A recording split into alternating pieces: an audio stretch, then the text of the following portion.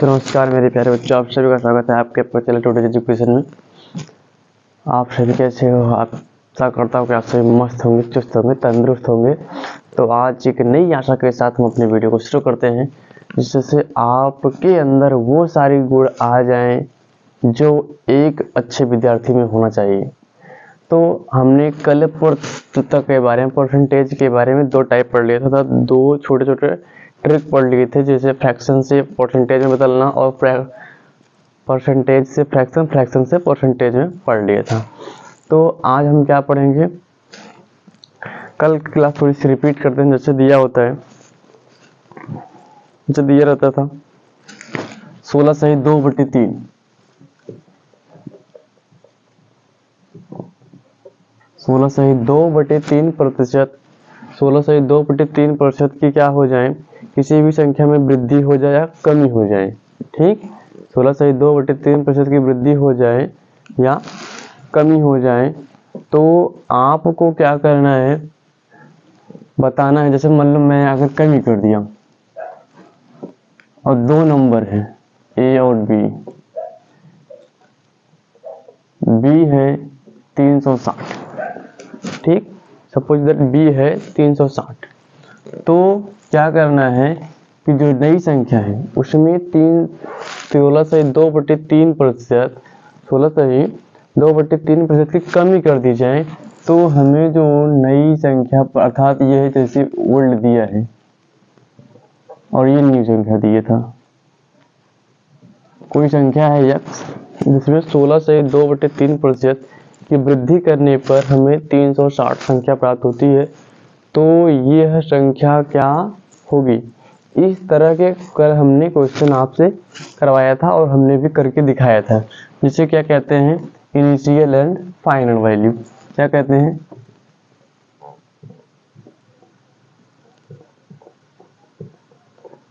Initial and final value कहते हैं। तो आज हम इसके आगे लगातार चर्चा करते हैं। जैसे कोई क्वेश्चन है, ए और बी दो नंबर है, 83 सही 1/2, 83 सही 1/2 सॉरी 1/3 की वृद्धि होती है। और ये दिया है हमें 1650। क्या दिया है? ये दिया है हमें 1650। तब आपको बताना है ए कौन सी नंबर। सेम क्वेश्चन इसी की तरह है, ये दो क्वेश्चन हुआ, कितना हुआ? दो क्वेश्चन हुआ। अब मैं आपको सॉल्व करके दिखाता हूँ।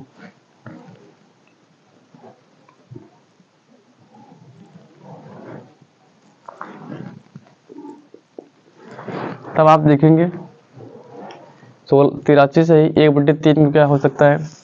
यहाँ पे पहले से फ्रैक्शन में बदलो तो क्या हो जाएगा, 83 से 3 त्रिका 9, यहाँ पे आएगा 250/3 मल्टीप्लाई 100। ठीक, 250/3 मल्टीप्लाई 100। यहाँ कहाँ से 3 त्रिका 9 और 1 10, 3 8 24 और 1 25, 250 हो गया। तो ये हो जाएगा यहाँ से 5 25 25 और यहाँ से 5 दूनी 10, अर्थात 5/6। क्या आ गया? 5/6 आ गया।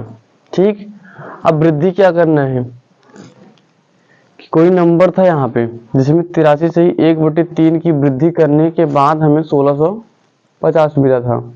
तो वृद्धि करने के बाद अर्थात हमें वो संख्या क्या रही होगी, 6। तो अनुवृद्धि कितने की हुई? 5। तो वृद्धि कितने की हो गई?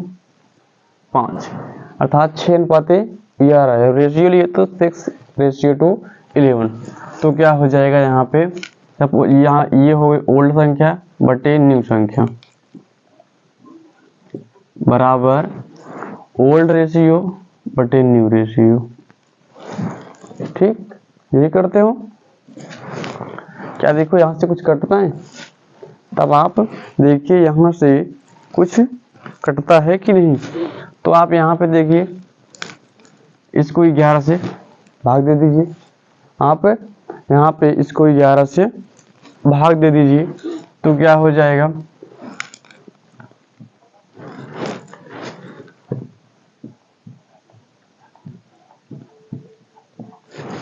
11 एके 11 होता है, 11 एके 11 होता है और 11 पचे 55। अगर यहाँ से इसको काटेंगे तो क्या हो जाएगा 150 और इसी 150 का मल्टीप्लाई 6 में कर दोगे तो क्या हो जाएगा 15 छक्का 90 होता है, 900 आ जाएगा। x का मान क्या आ जाएगा 900 आ जाएगा। और यहाँ पे ये कौन सी संख्या हो जाएगी 900, ये क्या हो जाएगा 900 हो जाएगा।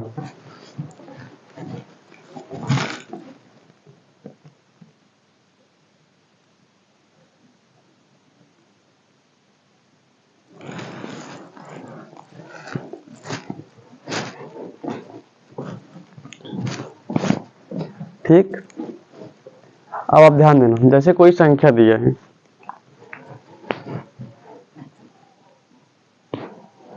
कोई नंबर दिया है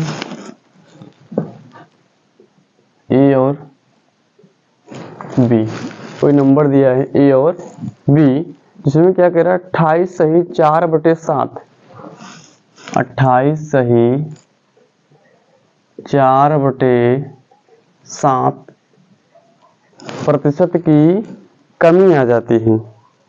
यदि कमी आ जाए तो क्या करना है आपको, वह संख्या बतानी है।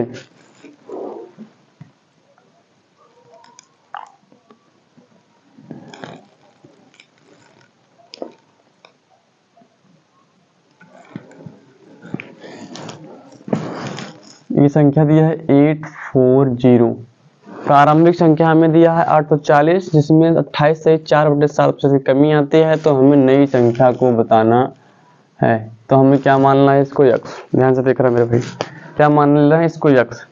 तब आप क्या करोगे, इसको इस परसेंटेज को फ्रैक्शन में बदलो तुरंत।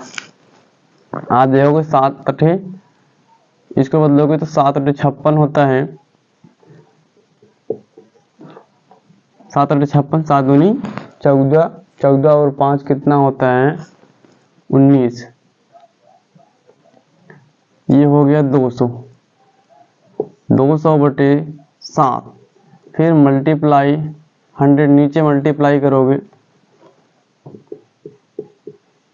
अर्थात ये कितने के बराबर है 2/7 के बराबर है। कितने के बराबर 2/7 के। नई संख्या क्या दिए हैं 7। अब इसमें कितने की कमी हो गई 28 सही 4/7 की कमी हो गई। ठीक, नई संख्या अर्थात ये 7 था, कितने की कमी 2 की कमी, तो कितने आ गए 7:5। जैसे ही 2 की कमी आई तो ये रेशियो हो गया 7:5। तो क्या हो गया यहाँ जैसे ही 5 हो गया तो हमें क्या दिया, नई संख्या पुरानी संख्या दिया है 840 बटे नई संख्या x। ठीक, नई संख्या x, तो नई संख्या क्या था 7 और ये पुरानी क्या थी 5। ठीक, पुरानी क्या थी 5। तब आप क्या हो गया, ये यहां से यहां कट गया 12 सते 120 और 12 पंजे 60, x बराबर 600। x बराबर क्या है, ये जो b था इसका राइट आंसर क्या आया 600। ठीक, ये तो पिछली क्लास था जो रिवीजन करवाया गया। अब आगे हमें बताना है कंपैरेटिव स्टडी क्या होता है।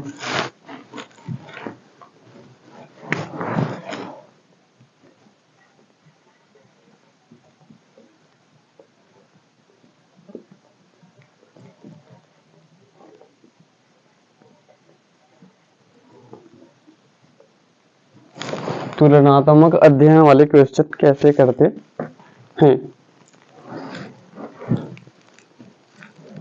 ध्यान से देखना। जैसे ही दिया तुलनात्मक, जैसे दिया 2 व्यक्ति हैं, एक मोहन हो गए एक श्याम हो गए। कितने व्यक्ति हो गए दो व्यक्ति हो गए, एक मोहन और एक श्याम। तब आपको क्या करना है कि जो मोहन है, मोहन की सैलरी है वो 25% अधिक है। स्थिर का मतलब क्या है, ये इंक्रीज कर रहा है कि मोहन की सैलरी 25% अधिक है किससे, श्याम से। मोहन की सैलरी 25% अधिक है श्याम से। तो बताइए श्याम की सैलरी, इनका वेतन जो इनका सैलरी है, इनकी सैलरी मोहन से कितने % कम है। अब आप सॉल्व करोगे तो क्या करोगे, 100 बेस मान लो। जब ये डायरेक्ट दिया है, डायरेक्ट संख्या दे दिया हो, फ्रैक्शन में ना हो, तो आप बेस क्या मान लो, 100 मान लो। सपोज दैट श्याम की सैलरी 100 रुपए है, तो 100 रुपए का 25% 25 रुपए हो जाएगा, तो मोहन की सैलरी कितनी हो जाएगी, 125। अब क्या पूछा है, पहली केस ये हो गई, पहली केस ये हो गई कि मोहन की सैलरी कितनी है, ये उत्तर हो गया। लेकिन सेकंड केस में क्या पूछा है, सेकंड केस में ये पूछा है, सेकंड केस में पूछ रहा है कि जो मोहन की सैलरी है, अर्थात श्याम की सैलरी मोहन से कितना कम है, या फिर मोहन की सैलरी श्याम से कितना अधिक है। जो कितना अधिक है वो तो डायरेक्ट दिया 25%, लेकिन श्याम की सैलरी मोहन से कितना कम है।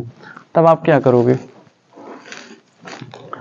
कितना ज्यादा इनका है, तो मोहन की सैलरी कितना ज्यादा है, 25 ज्यादा है। अब मोहन की सैलरी कितना है, 125। अब इसका परसेंटेज निकालोगे इंटू 100, ठीक। तो क्या हो जाएगा यहाँ से, 25 चौका 100 और 25 पंजे 125, 5 इक्के 5, 5 चौका 5 पच्चे 25। यहाँ से टोटल कितना आ जाएगा, 20%। ठीक, यहाँ से कितना आ गया, 20%। ये तो हो गया डायरेक्ट ट्रिक। अब हम इसको रेशियो से बताते हैं। तो ये 25% कितने के होता है, कितने रेशियो होता है, 4। 1/, यहाँ से लिखो रेशियो मेथड।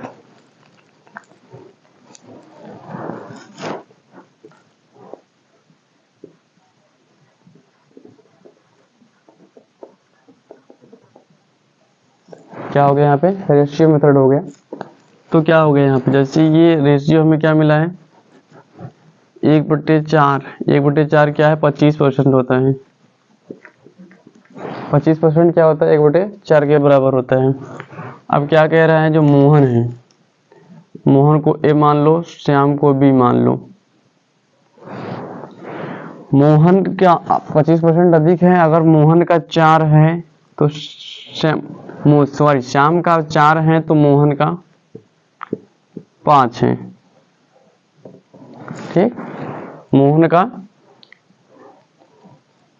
5 हो गया और श्याम का 4 हो गया। तो कितने की कमी है, 1 की कमी है। अब मोहन की कितने पे कमी है, 5 पे। अब 1/5 कितने के बराबर होता है, 20% के। आप यहाँ पे देख सकते हो 20% कैसे है, 1/5 का परसेंट निकालोगे तो मल्टीप्लाई 100 होता है। ठीक, तो यहाँ से ये कट गया तो आया 20। ठीक, इसीलिए कल हमने छोटी छोटी वैल्यू को यहाँ पे लिखा के आपको याद करवाया था कि 1/1 कितना होता है, 1/2 कितना, 1/3 कितना, 1/4 कितना, 1/5 कितना, 1/6, 1 से लेके 20 तक की वैल्यू को लिखवाया था।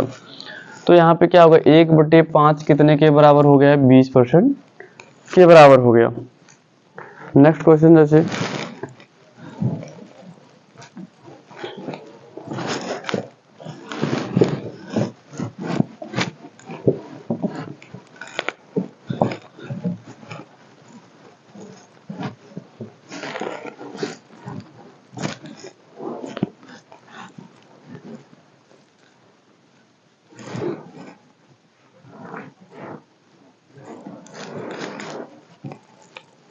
जैसे दिए हैं, क्या दिए हैं, सीता और गीता। सीता और गीता दो बहन हैं, सीता और गीता दो बहन हैं। जो सीता है इनकी आय 33.1/3% अधिक है गीता से। 33.1/3% अधिक है, किससे अधिक है, गीता से अधिक है। ठीक, तो क्या बताना है कि गीता की जो आय है वह सीता से कितने प्रतिशत अधिक है, या फिर जो गीता की आयु है, गीता की आय, इनकम, सैलरी, जो भी कह लो आप, सैलरी वह सीता से कितनी % कम है, ये बताना होगा। ठीक, ये बताना होगा। दिया है क्या, जैसे इसको अगर इंग्लिश में पूछे हैं तो क्या हो जाएगा, Sita's salary 33.1/3% more than Gita salary. ठीक, then find the Gita's salary is what percentage less than Sita's salary. ठीक, तब आप क्या करोगे, आप करोगे क्या कि अगर ये 33.1/3% जो है वो किसके बराबर है, 33.1/3% वो कितने के बराबर होता है, तब आप देखोगे कि जो 33.1/3% है वह कितने के बराबर होता है। आप पहले रेशियो निकाल के एक बार देखिए कि कल हमने क्या लिखवाया था, इसीलिए हमने ये सब फार्मूले लिखवाए थे, ये सब फार्मूले, इसलिए छोटे छोटे जो ट्रिक है, फार्मूला तो नहीं, ट्रिक है, जिसे याद करने के लिए हमने आपको लिखवाया था।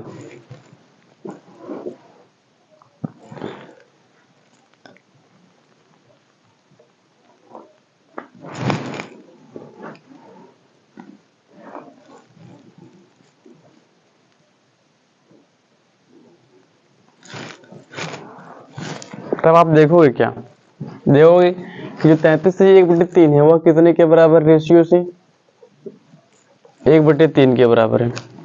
ठीक, ये 33.1/3 के बराबर है।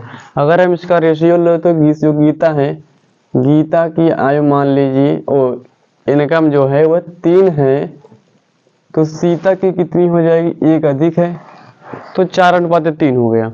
अब कमी कितने की है, 1 की, कितने पे कमी है, 4 पे, तो 1/4 कितना होता है, 25%। ठीक, 1/4 कितना होता है, 25% होता है। तो इसमें आप क्या देख रहे हो कि जब मोहन की आय 25% थी, जब मोहन की आय जो 25% है, 25% को क्या लिखा जा सकता है, 1/4। 1/4 जब लिखा गया तो पूछा क्या था, श्याम की आय, श्याम की सैलरी, श्याम का वेतन जो है वह मोहन से कितना कम है। तो इनका जो मोहन की जो सैलरी थी 1/4 थी, मोहन की सैलरी 1/4, उससे कम क्या हो जाएगा, 4 के बाद क्या आता है, 5, तो 1/5 आया था, 1/5 किसके बराबर, 20% के बराबर होता है। सेम केस उसी में भी लागू हो सकता है कि जैसे ये 33 से 1/3 कितने के बराबर होता है, 1/3 के बराबर, तो उससे एक और छोटा करना है, जो हमें बताना है गीता की इनकम को, गीता की सैलरी को बताना है, गीता के वेतन को बताना है, तो हमें कम हो रहा है, तो इसमें एक और कम कर दो, एक और कम कर दोगे तो नीचे का हर बढ़ जाएगा, एक ऑटोमेटिक जो 1/4 हो जाता है।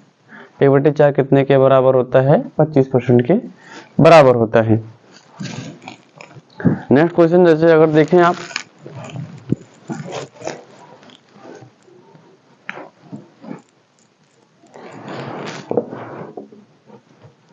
जैसे दो व्यक्ति हैं ए और बी,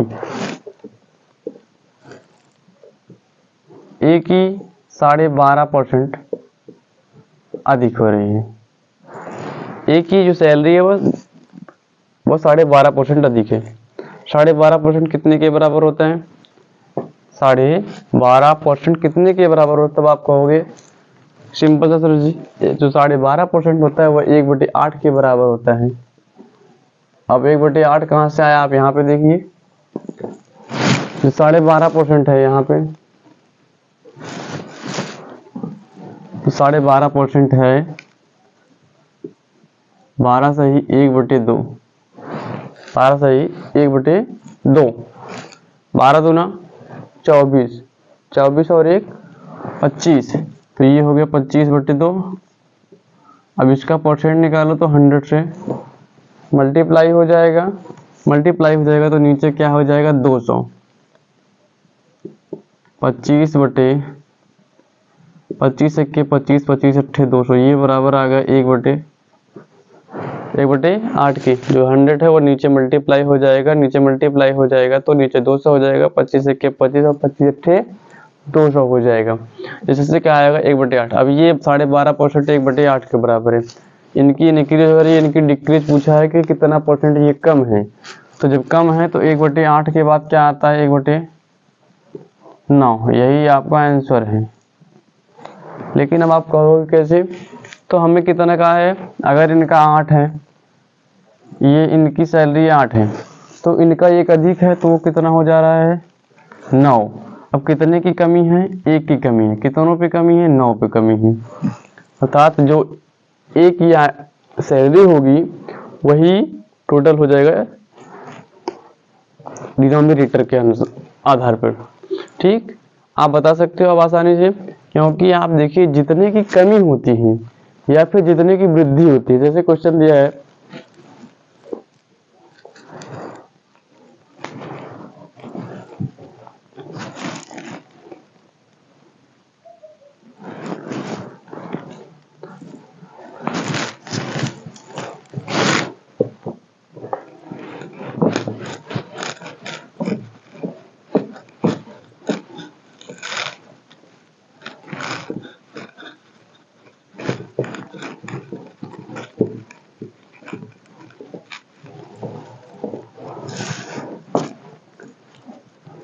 अब आप देखिए यहाँ पे जैसे क्वेश्चन दिया है ए 7 सही 9/13, 7 सही 9/13%।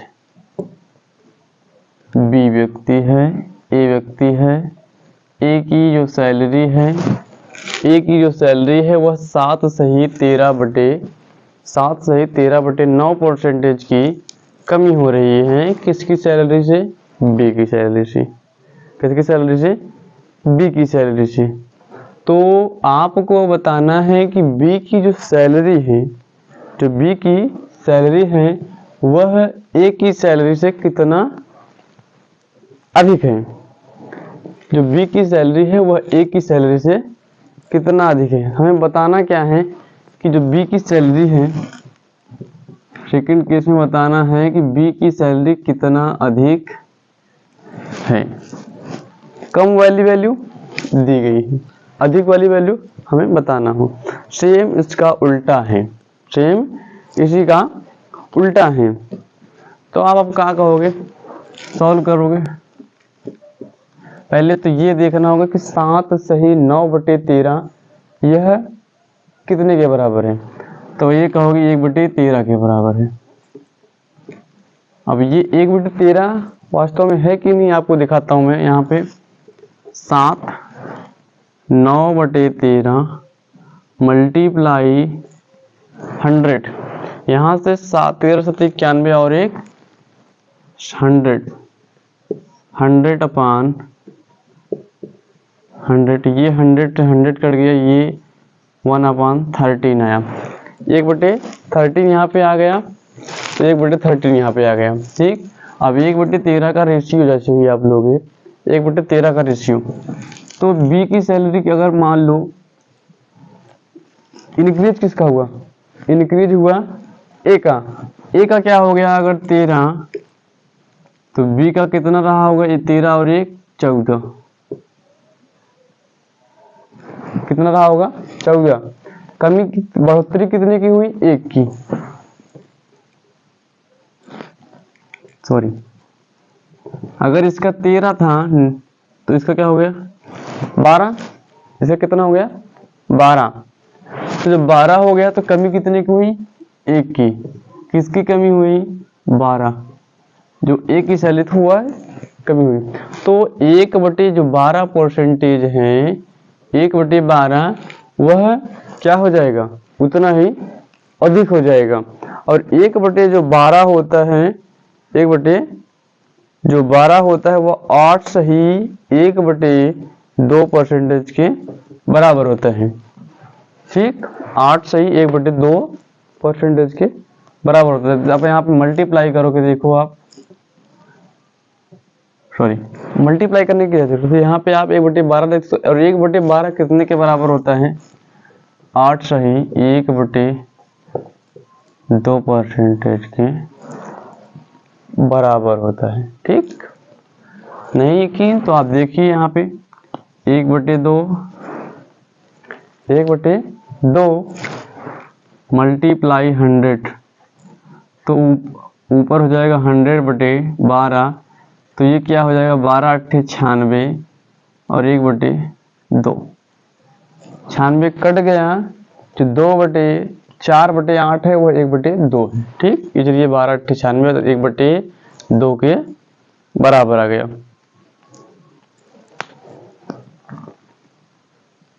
सॉरी 1/3 4 1 4 4 12 होता है। तो क्या हो गया अब आपको समझ में आ गया होगा कि चाहे इंक्रीज हो और चाहे वैल्यू डिक्रीज हो उससे फर्क नहीं पड़ता, केवल आपको समझने की जरूरत है। और आपको यहाँ पे देखना होगा क्वेश्चन पूछ क्या रहा है। इसके पहले क्वेश्चन में क्या पूछा था कि जो वैल्यू थी वह बढ़ रही थी और कितना घट रही है वो बताना था, लेकिन इसमें पहले ही घटा दिया है। तो जो सेकंड व्यक्ति है उनकी सैलरी कितनी बढ़ रही है फर्स्ट वाले व्यक्ति से ये बताना है। ठीक अब इसके बाद हमने क्या पढ़ना है, इसके बाद पढ़ना है सक्सेसिव कॉन्सेप्ट।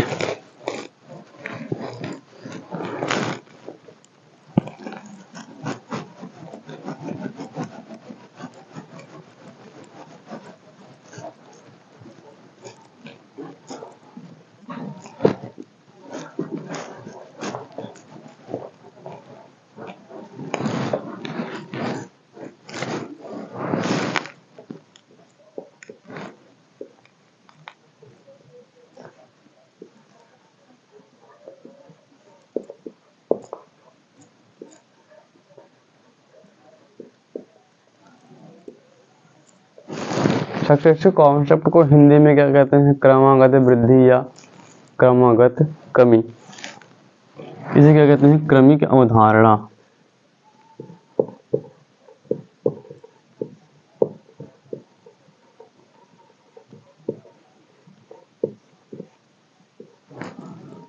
इसे कहते हैं हिंदी में क्रमिक अवधारणा। इसका मतलब क्या है क्रम से या तो वृद्धि होगी या तो क्रम से कमी होगी। क्रमिक अवधारणा का मतलब क्या है कि किसी भी क्वेश्चन में जो दिया होगा उसमें या तो लेस देन होगा या तो ग्रेटर देन होगा। जो क्रमिक अवधारणा है इसको पहचानने के केवल 2 टाइप हम बताते हैं आपको। 2 पॉइंट ऐसे हैं जिनके बाद आप पहचान जाओगे कि ये सक्सेसिव कॉन्सेप्ट है, इसमें लागू होगा कि नहीं होगा। ये बात आपको बड़े ही आसानी से पता चल जाएगी। पहला पॉइंट क्या आपको मिलना चाहिए रिकॉग्निशन करने के, पहचानने के लिए आपको पहला पॉइंट क्या दिया होगा मल्टीप्लाई।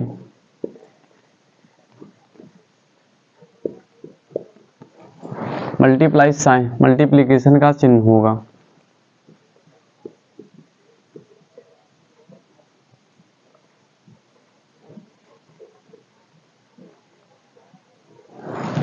पहला कि मल्टीप्लिकेशन का चिन्ह जरूर लगा होगा। तो आपको पता चल जाना चाहिए, पता हो जाना चाहिए कि इसमें सक्सेसिव कॉन्सेप्ट की जरूरत है। ठीक सेकंड में क्या है,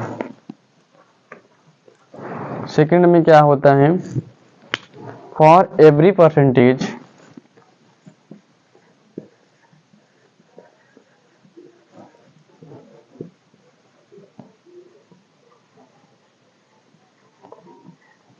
फॉर एवरी परसेंटेज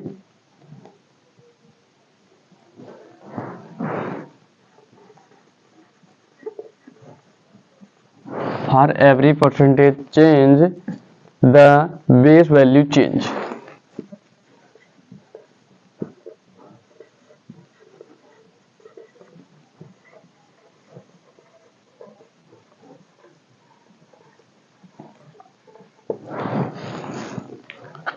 प्रत्येक प्रतिशत मान के परिवर्तन के लिए आधार वैल्यू अर्थात आधार के मान को परिवर्तित होना होगा।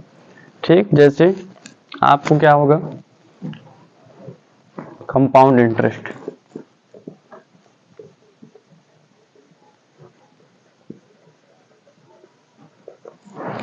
कंपाउंड इंटरेस्ट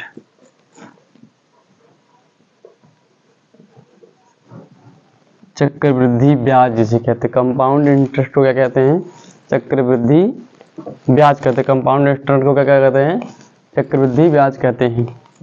जो सक्सेसिव पॉइंट होते हैं, आपको पहचानने के लिए मैं दो तरीके बता दूं कि जहां भी आपको मल्टीप्लिकेशन का चिन्ह देखने को मिले, जहां भी आपको गुणा करने का चिन्ह जो मिल जाए, तो वहां पे क्या होता है, वहां पे सक्सेसिव क्रमिक अवधारणा का पता चल जाता है। ठीक, दूसरा क्या है कि प्रतिशत की वैल्यू को परिवर्तन के लिए आधार की वैल्यू का परिवर्तन होना आवश्यक है। कि क्या है, क्या बताना है कि जहां हमें मल्टीप्लिकेशन का चिन्ह मिले वहां पे सक्सेसिव पॉइंट होता है, वहां पे सक्सेसिव कॉन्सेप्ट लगता है। ठीक, और जहां पे प्रतिशत की वैल्यू को चेंज करने के लिए, प्रतिशत की वैल्यू को चेंज करने के लिए क्या होगा, आधार की वैल्यू को भी चेंज होना होगा। आधार की वैल्यू को, तो जैसे यहाँ पे दिया है कंपाउंड इंटरेस्ट, कंपाउंड इंटरेस्ट क्या होता है, चक्रवृद्धि ब्याज होता है। ठीक, इसमें आपको एक फार्मूला लिखना होगा। जैसे कोई भी चीज दी है सी, वो किसके बराबर है, ए इंटू बी के बराबर है, ए इंटू बी के बराबर है। तब आप क्या, इसमें हमने x परसेंटेज चेंज कर दिया और y परसेंटेज चेंज कर दिया।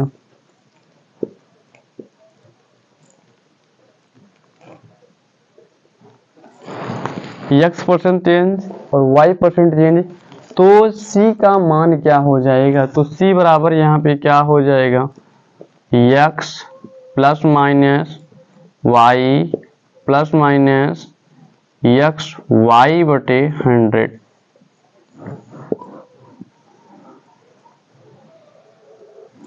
आपको यहाँ पे ये फॉर्मूला याद होगा। जो प्लस चिन्ह है, जो प्लस चिन्ह है ये किसके लिए है,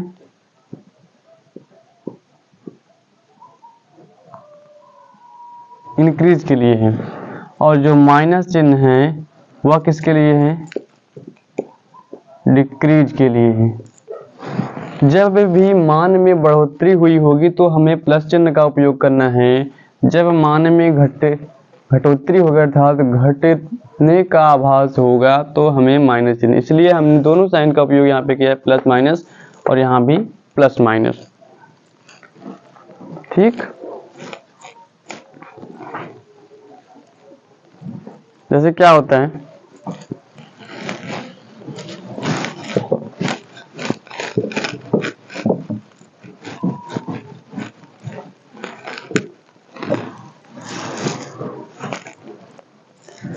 जो एरिया होता है आप रेक्टेंगुलर, जैसे देखो, जैसे क्या होता है, एरिया ऑफ रेक्टेंगुलर,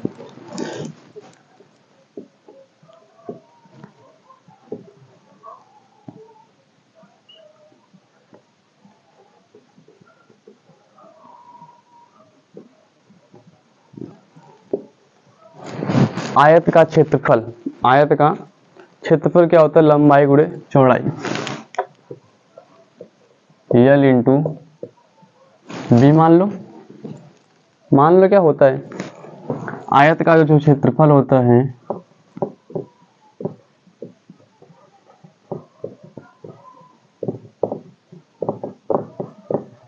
वो होता है लंबाई गुणे चौड़ाई। मल्टीप्लिकेशन का चिन्ह देखा तो समझ जाना है कि यहाँ पे क्या लगने वाला है, सक्सेसिव कॉन्सेप्ट लगने वाला है। ठीक, जैसे दिया है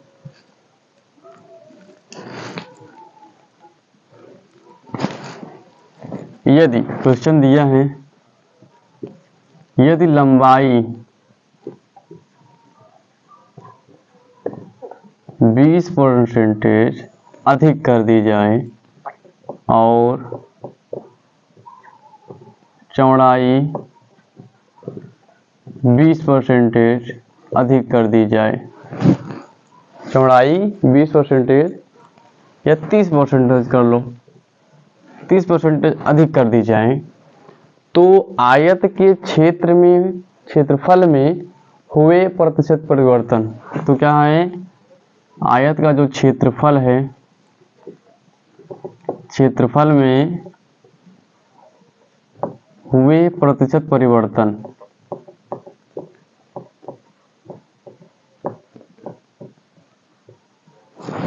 हुए प्रतिशत परिवर्तन।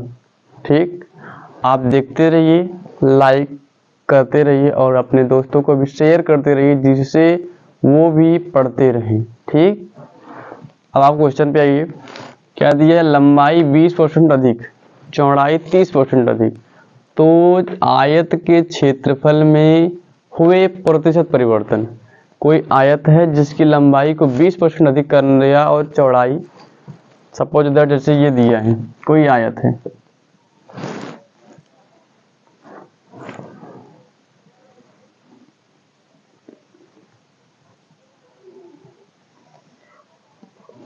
कोई आयत है, अब इसकी लंबाई 20% अधिक कर दी जाए, 20% अधिक हो गई है। ठीक, और चौड़ाई भी इसकी अधिक हो जाए, ये तो उल्टा हो गया, जैसे मान लो इधर से हो गया, और चौड़ाई भी इसकी अधिक कर दी गई, तो चौड़ाई यहाँ तक आ गई। अब ये आयत बन गया, अब ये छोटा आयत था वो बड़ा आयत बन गया। ठीक, तो क्या करना है, हमें बताना है इसके क्षेत्रफल में कितना परिवर्तन हुआ है ना। तो क्या करोगे, बढ़ोतरी हुई है तो हमें प्लस साइन का उपयोग करना है। क्या दिया है, एरिया, लंबाई दिया है गुणे चौड़ाई दिया है, ए बराबर क्या दिया है, 20 × 20, परसेंटेज में है, अभी परसेंटेज में वैल्यू निकलेगी, तो क्या हो जाएगा, ए 20 + 30 है, 30 + 20 × 30/100। ठीक, टोटल परसेंटेज में। ठीक, तो क्या हो जाएगा, यहाँ से ये और ये कट गया, 0 0 कट गया, तो क्या आ जाएगा, 56% की चेंज हो गया, 56% की चेंज होती है वैल्यू।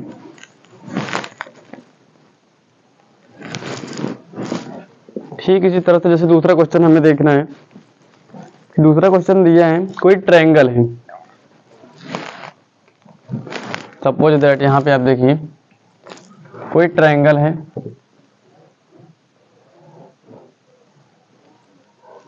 कोई ट्रायंगल है जिसकी लंबाई में क्या करना है, जिसकी लंबाई में या ऊंचाई जिसे कहते हैं हम, ऊंचाई में 20% की वृद्धि की जाए, आधार में 20% की कमी की जाए। ऊंचाई 20% बढ़ा दी जाए और आधार 20% की कमी कर दीजिए, या आपको आधार कम कर देना है, लंबाई बढ़ा दे, ऊंचाई बढ़ा देनी है, या फिर ऊंचाई बढ़ा देनी है, आधार कम कर देना है। तो क्या करोगे यार, जैसे मैंने त्रिभुज का क्षेत्रफल क्या होता है, त्रिभुज का जो क्षेत्रफल होता है 1/2 लंबाई ऊंचाई गुणे आधार, या आधार गुणे ऊंचाई, आधार गुणे ऊंचाई।